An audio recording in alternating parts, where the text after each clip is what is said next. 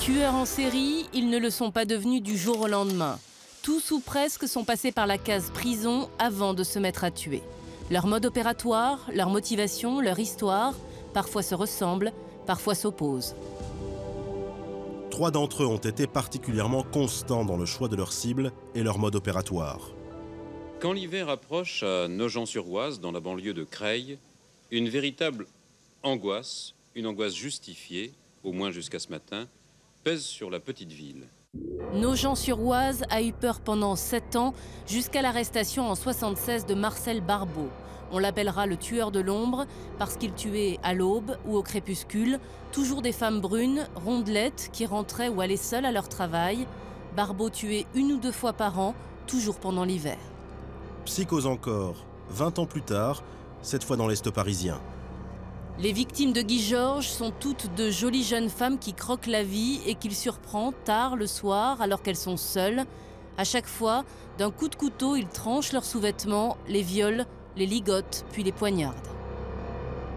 C'est le profil du pervers narcissique qui va chercher la toute-puissance dans le crime, puisqu'à ce moment-là, il s'identifie à Dieu, il a pouvoir de vie et de mort, et en même temps, il a soulevé une certaine vengeance contre une société qui ne l'a pas tout à fait admis.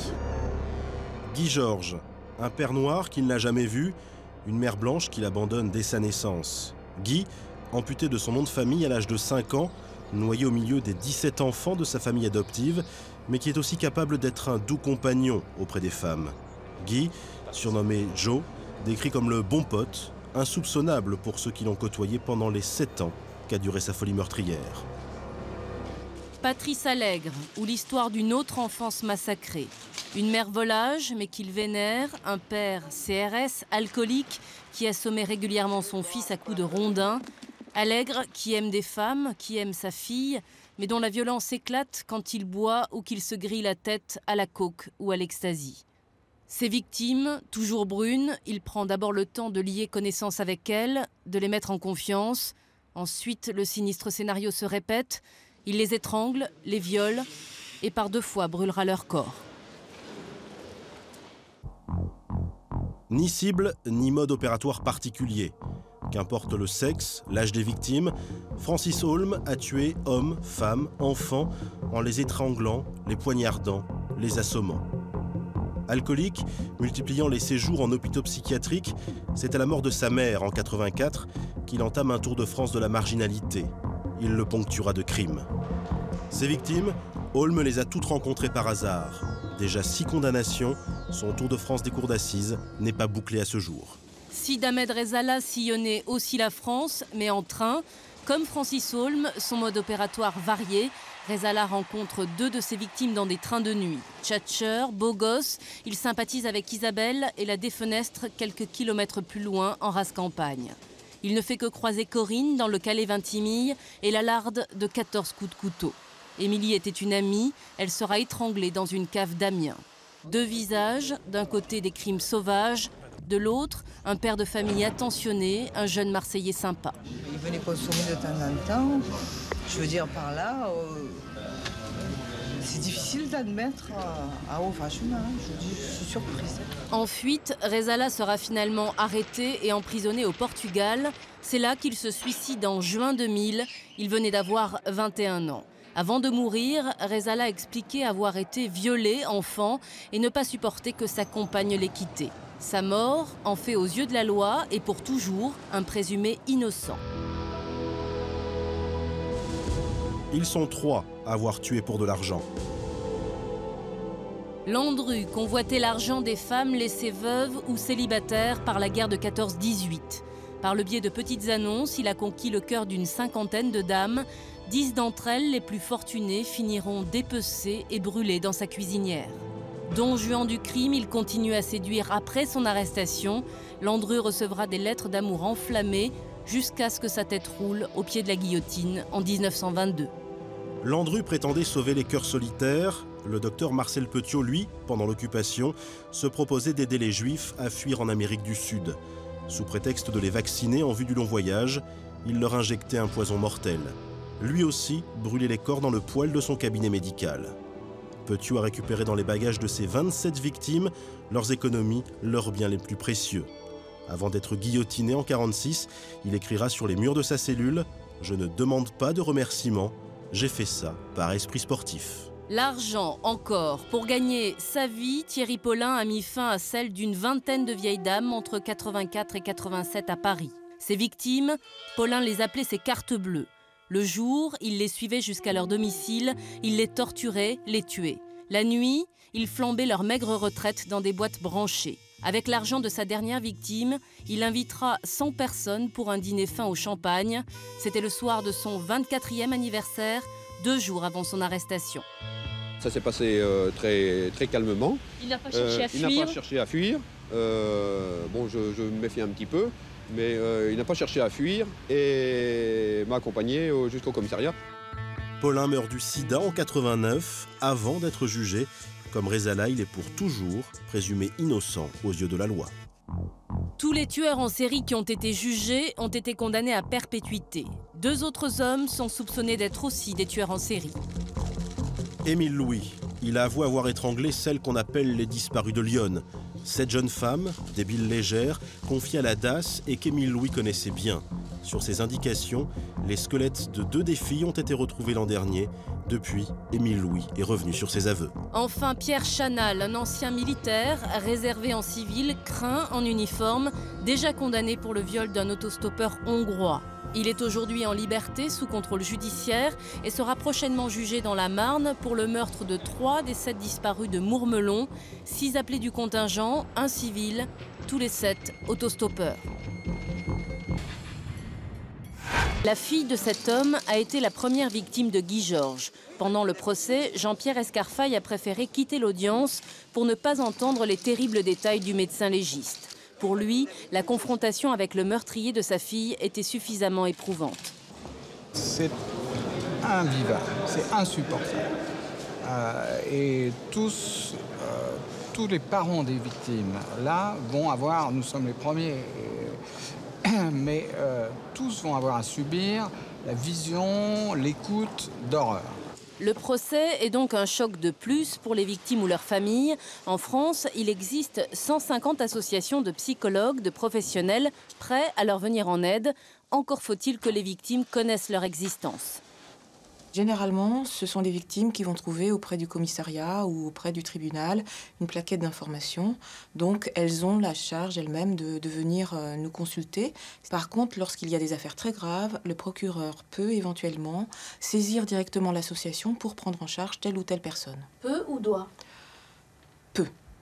Informer les victimes qu'elles peuvent être aidées n'est donc en rien obligatoire.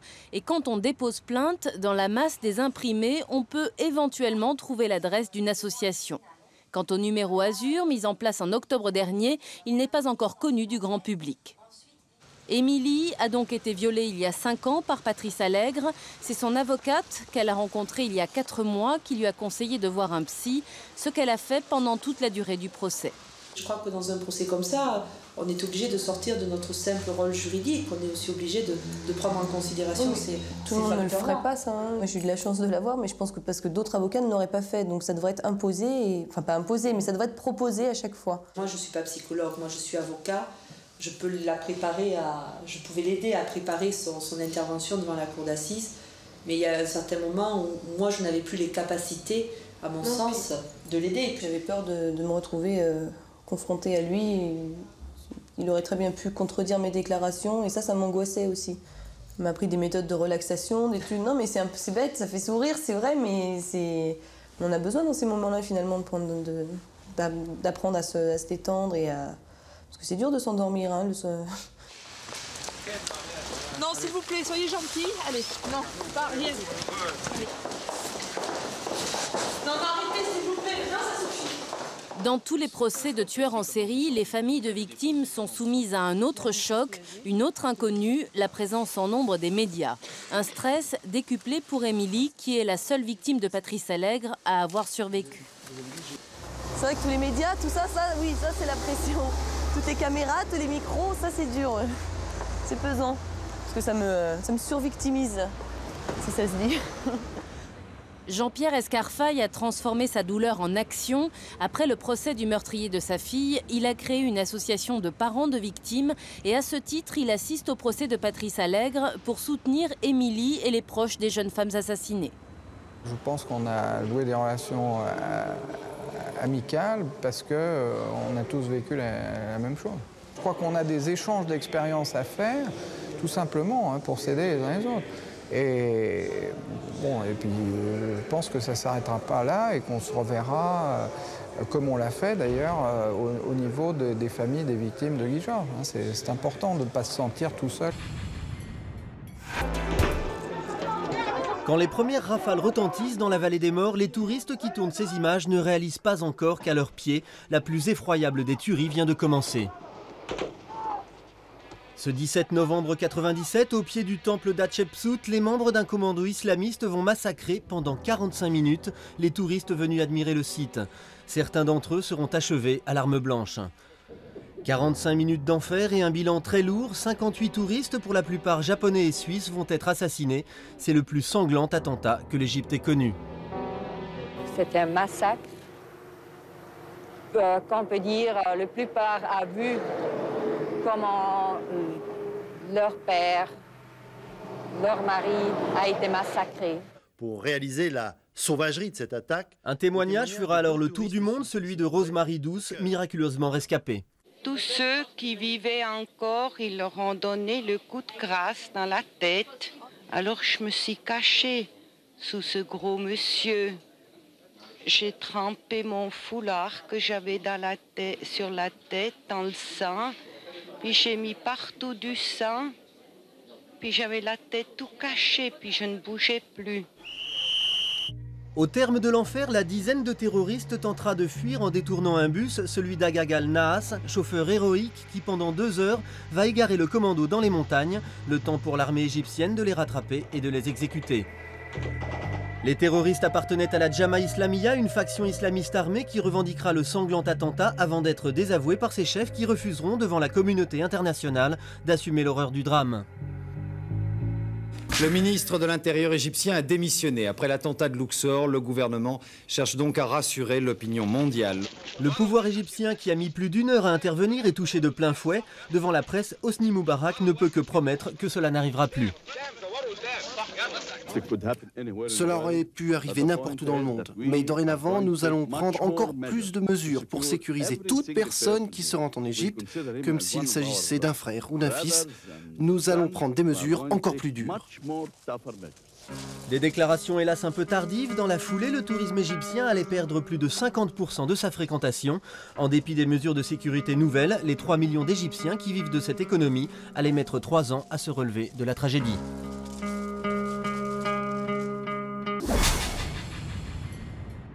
Devait être une grande fête, les premiers Jeux organisés par l'Allemagne, 36 ans après ceux de Berlin, pour faire oublier ceux de l'Allemagne nazie. De tous les concurrents. Jamais une cérémonie d'ouverture n'avait accueilli autant de monde, 7800 athlètes, 122 pays, la 20e Olympiade de l'ère moderne pouvait commencer.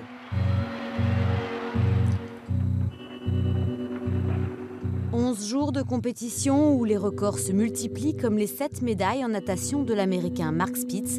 11 jours de fête jusqu'à ce 5 septembre 1972. Il est 4h30 du matin, le village olympique dort encore quand 8 terroristes palestiniens de l'organisation Septembre Noir prennent d'assaut le bâtiment israélien. Alerté par le bruit, Tuvia Sokolski réussit à s'échapper, rejoint quelques minutes plus tard par un autre athlète. Les autres, pris en otage, tentent de s'interposer. 2 sont tués aussitôt. 7h, 4000 policiers prennent position. Le village est totalement bouclé.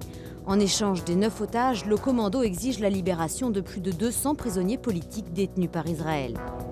De longues heures d'attente commencent dans le village olympique. Les compétitions sont-elles suspendues en signe de solidarité ? En début d'après-midi, Golda Meir, Premier ministre israélien, refuse de céder au chantage. Une seule solution est alors envisagée par les Allemands pour tenter de sauver les Israéliens, donner l'assaut, mais pas au village olympique. Après 11 heures de négociations, 2 hélicoptères emmènent le commando et ses otages sur un aéroport militaire où un avion les attend. 23h, les Allemands lancent l'offensive, mais l'attaque vire à la tragédie. Les 9 otages sont tués ainsi qu'un policier allemand et 5 des 8 terroristes. Le surlendemain du drame, le comité olympique organise une cérémonie du souvenir avec en hommage aux 11 athlètes tués, 11 chaises vides. Le sport reprend sa place et les 3 terroristes sont arrêtés. Mais ironie de l'histoire, 2 mois plus tard, un avion de la Lufthansa reliant Damas à Francfort est pris d'assaut par des terroristes palestiniens. Ils réclament la libération de leurs 3 camarades de Septembre Noir. L'Allemagne cède aussitôt. Les 3 rescapés du massacre de Munich s'envolent vers la Libye, libre. 30 ans après, le chef du commando serait toujours vivant. Les autres terroristes auraient été assassinés par les services secrets israéliens.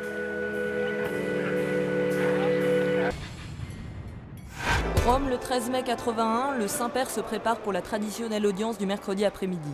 Jean-Paul II effectue le tour de la place Saint-Pierre pour saluer les 40 000 fidèles venus l'acclamer. Il est 17h18, le pape repose à terre Sarah, une petite fille qu'il vient d'embrasser.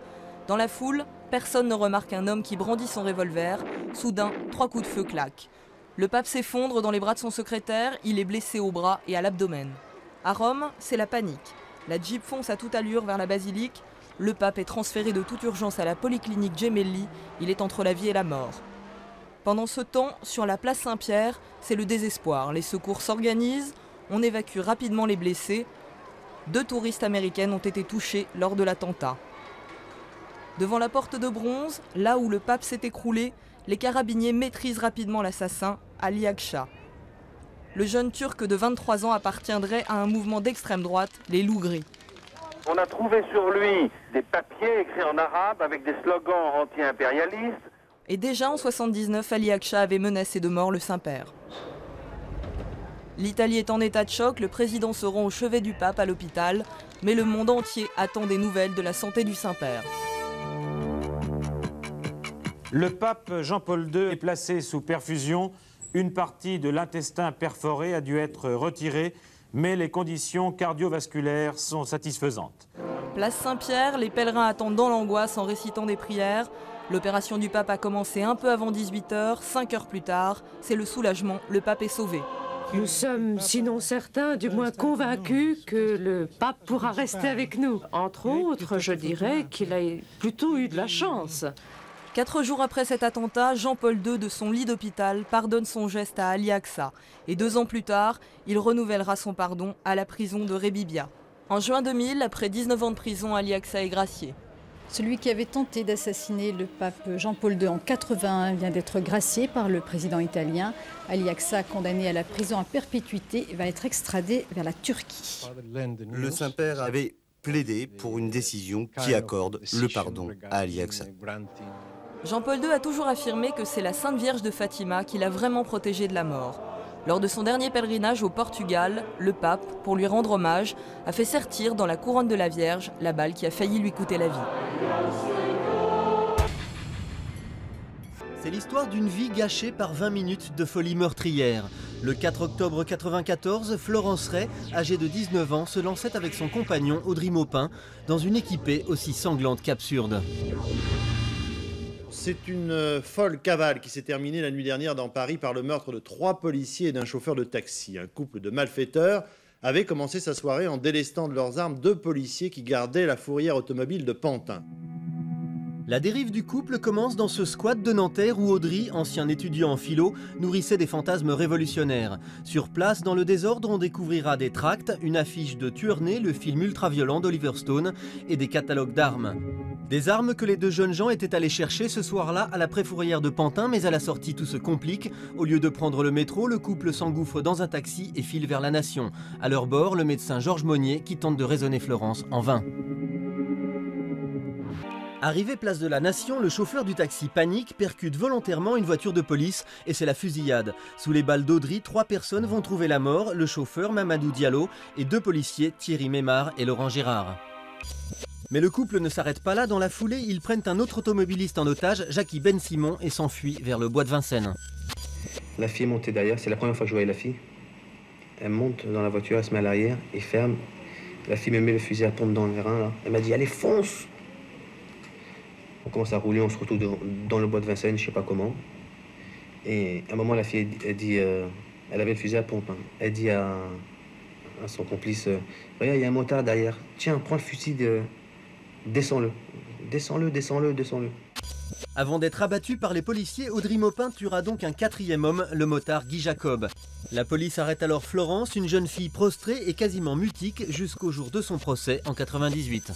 Au 2e jour du procès de Florence Ray devant la cour d'assises de Paris, l'audition très attendue du médecin qui se trouvait à bord du taxi lors de la prise d'otage par le couple Ray Maupin.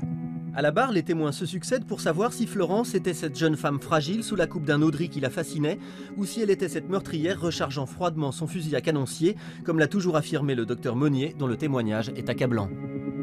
Vous tiendrez le même discours qu'il y a 4 ans? Absolument.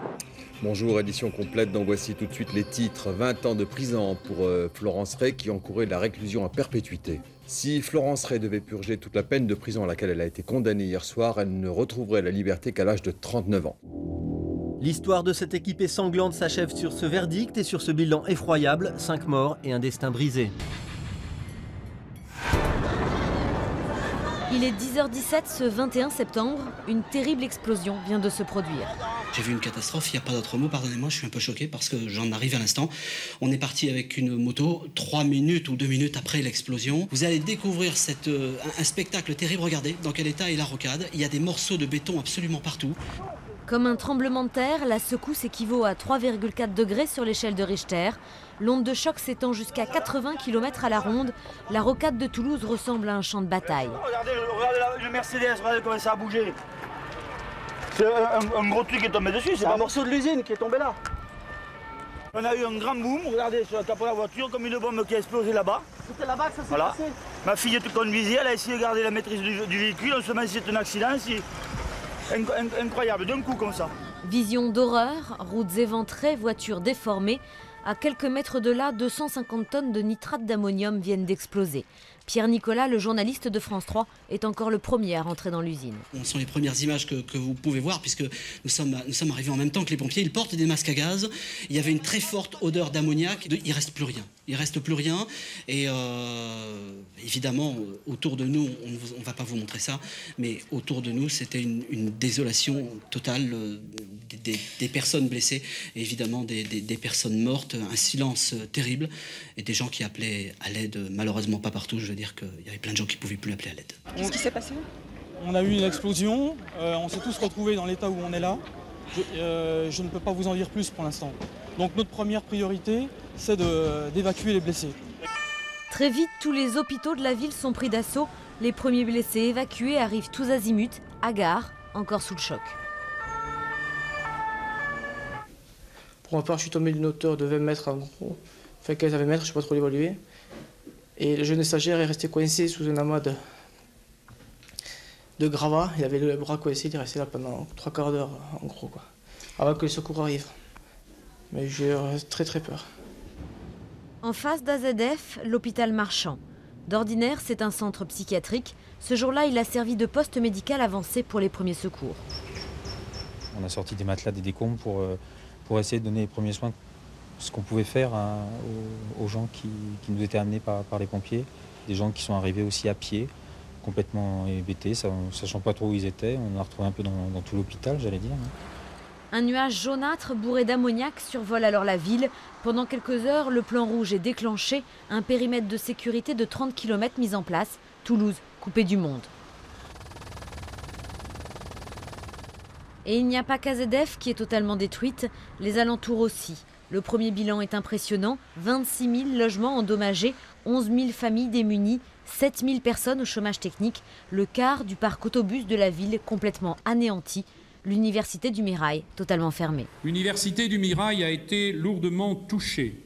Cependant, la rentrée devrait y être assurée pour le 1er novembre grâce à des réparations et des bâtiments provisoires représentant un montant d'environ 550 millions de francs qui vont être dégagés immédiatement. Au total, la note est salée, près de 220 millions d'euros, dont 10% pris en charge par l'État. Côté enquête, les chiffres sont eux aussi impressionnants. 110 policiers mobilisés, du jamais vu, pour comprendre ce qui s'est passé. Sabotage ou accident. Au lendemain du drame, pour le procureur, c'est on ne peut plus clair. Nous privilégions à plus de 90% la piste accidentelle Une déclaration un peu hâtive qui provoque le trouble dans la population. Certains croient fermement à la thèse de l'attentat, d'autant que plusieurs témoins affirment avoir vu un flash lumineux juste avant la déflagration. 15 secondes ou 20 secondes à peu près avant l'explosion, il y a eu un trait de lumière qui a coupé la route. Ça a été comme un flash, ça a été très rapide. Selon d'autres témoins, il n'y aurait d'ailleurs pas eu une, mais 2 explosions. Autant d'éléments que l'enquête devra éclaircir. À ce jour, elle n'a toujours pas réussi non plus à expliquer pourquoi et comment le nitrate d'ammonium a pu exploser ainsi, alors que normalement il se consume. 9 mois après cette déflagration, la ville garde encore tous les stigmates du choc. AZF a annoncé la fermeture du site, de quoi calmer certains. Mais Toulouse sera vraiment apaisée quand la ville aura compris comment 30 personnes ont pu être tuées et 2500 autres blessées. Salut Laurent. Lundi 11 février, 8 h, dans 1 heure, Laurent Boguet et Pierre Alfort vont s'attaquer au plus gros procès de leur carrière. Ils auront la lourde tâche de défendre Patrice Allègre, tueur en série, jugé pour 6 viols et 5 meurtres. J'ai vu quelque chose d'assez original, un portrait de toutes les parties en présence. On te décrit comme fluet, j'espère que tu leur feras pas un procès. Commis d'office, il y a 4 ans et demi, Pierre Alfort a demandé à son ami et associé de le rejoindre pour l'aider à plaider ce dossier. Gros pari que celui de défendre l'indéfendable pour ces 2 jeunes avocats toulousains inconnus du grand public. Un défi moral tout autant que physique. Le dossier Allègre est à l'avocat ce qu'est l'ascension de l'Everest ou du K2 à l'alpiniste. Je pense que vous entamez ce genre de défense dans les mêmes dispositions d'esprit. Vous savez que vous y laisserez quelques doigts. On perd des illusions, c'est évident. Pendant 9 jours, Toulouse va vivre le plus gros procès que la région n'ait jamais connu. Toute la presse nationale est là. La pression est donc forte pour les familles de victimes comme pour les avocats.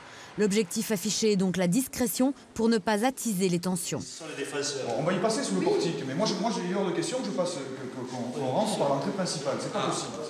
Non mais on ne peut pas décemment emprunter le même chemin que la plupart des familles des victimes. Pas dans un dossier comme celui-ci. De toute manière, je vous dis quelque chose, le procès ne commencera pas sans nous. Donc vous faites ce que vous voulez. Moi je peux attendre ici jusqu'à 9h30 ici. Je m'en fiche complètement. Voilà, c'est tout. Après plusieurs minutes d'attente où la tension monte d'un cran, ils obtiennent finalement gain de cause.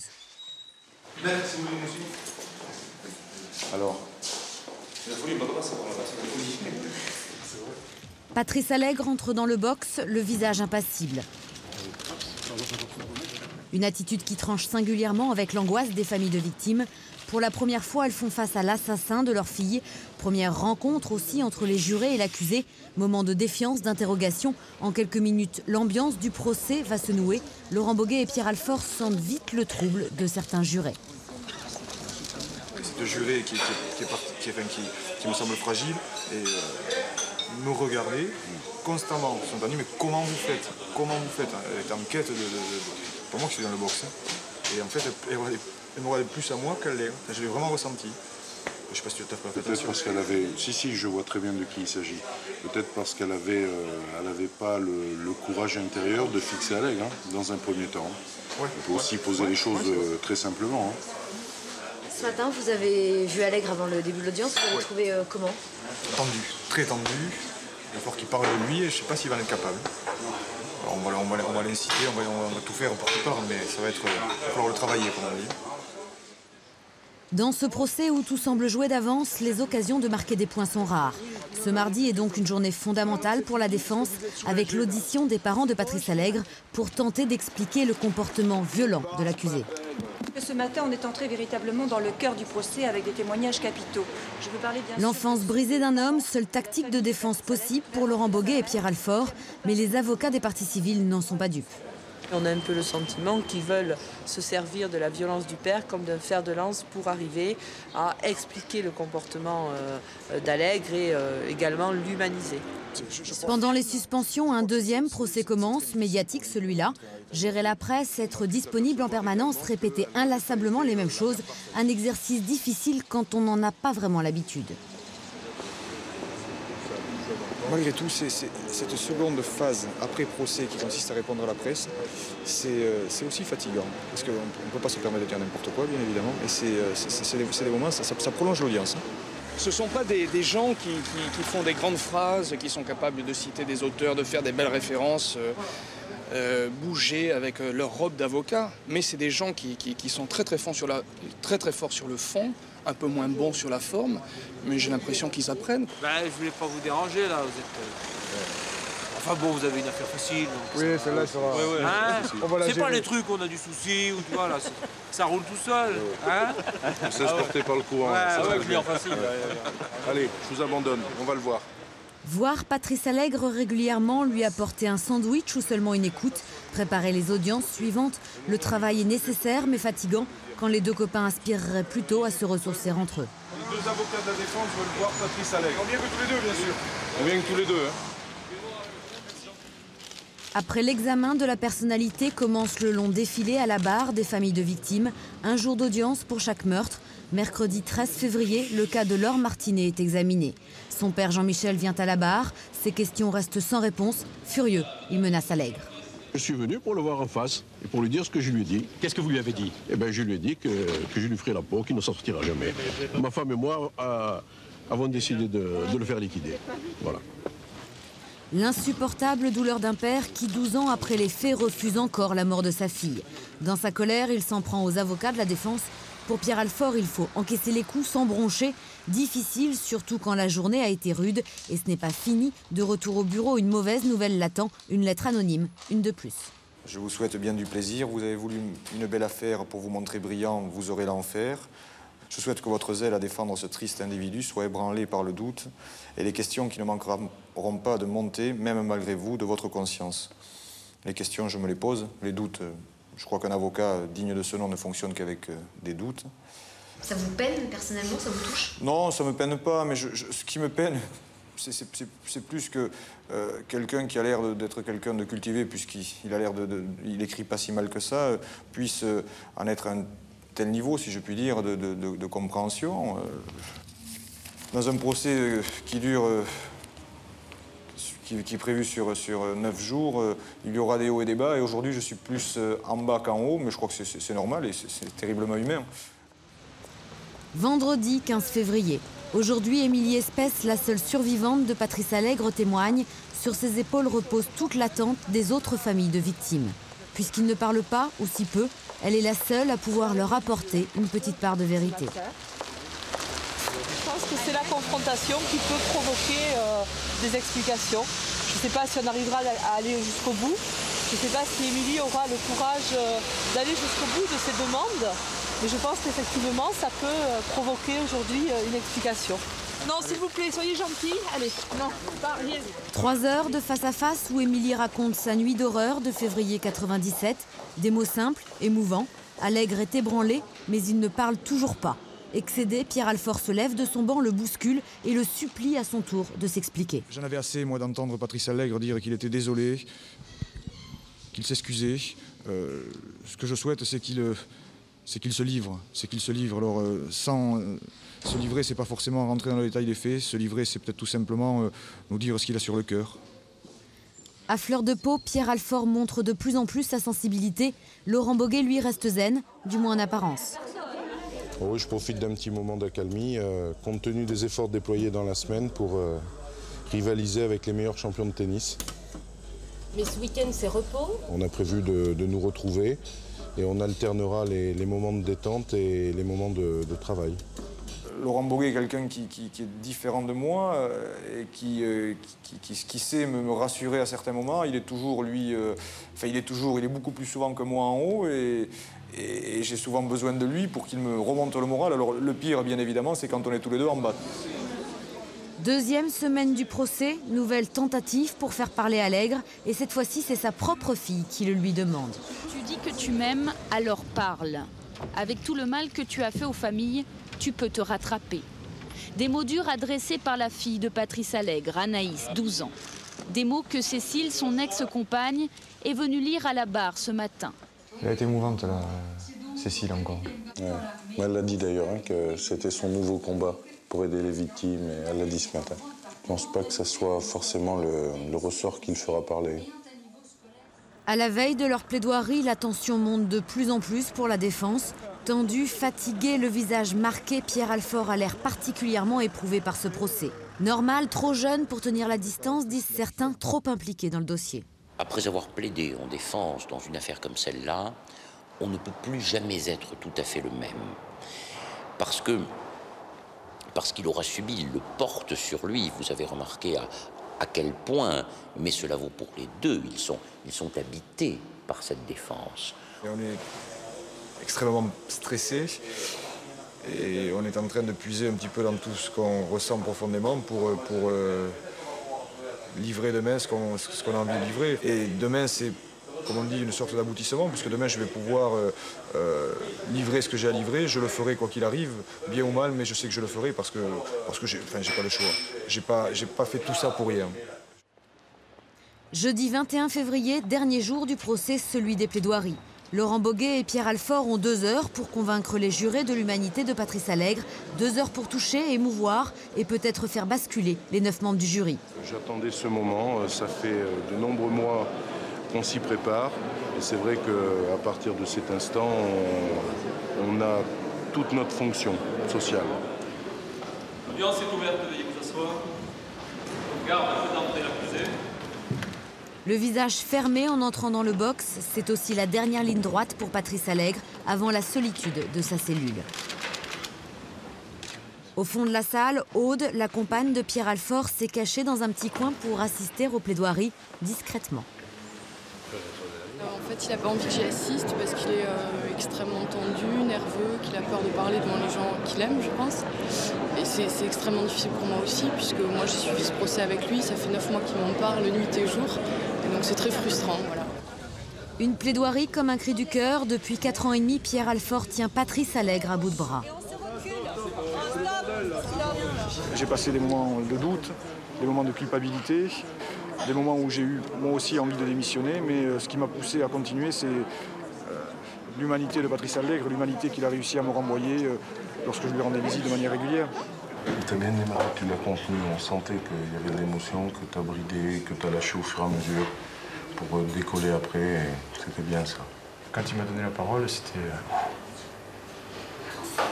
le grand frisson, quoi. Ça, franchement, c'est le grand frisson. Sans surprise, après seulement 2 heures de délibéré, Patrice Allègre est condamné à la peine maximale, perpétuité et 22 ans de sûreté. Si c'est bien fini. Côté cour, le rideau tombe. Pierre Alfort va pouvoir maintenant reprendre pied dans la vie. Son premier geste, appeler sa fille. C'est papa. Tu vas bien? Tu verras un peu plus papa après parce que j'avais beaucoup de travail cette semaine, tu le sais. Tout à l'heure, tu m'as vu? Je suis content de t'avoir au téléphone, ma puce, et puis je te rappellerai ce week-end, d'accord? Et puis amuse-toi bien au ski, mon cœur. Ciao, bisous, bisous. Ciao. Ensemble, ils ont été au bout de leur pari, le sentiment du devoir accompli et surtout la satisfaction d'avoir réussi à apaiser les tensions. C'est très égoïste et très personnel, mais en tout cas, ça restera sûrement mon plus grand souvenir professionnel, c'est d'avoir pu saluer des familles de victimes, leur serrer la main, et c'est pas rien, parce que je défendais malgré tout l'assassin de leur enfant ou de leur frère. Et ça, pour moi, c'est exceptionnel. Je ne pensais pas que c'était possible. Franchement, je ne pensais pas que c'était possible.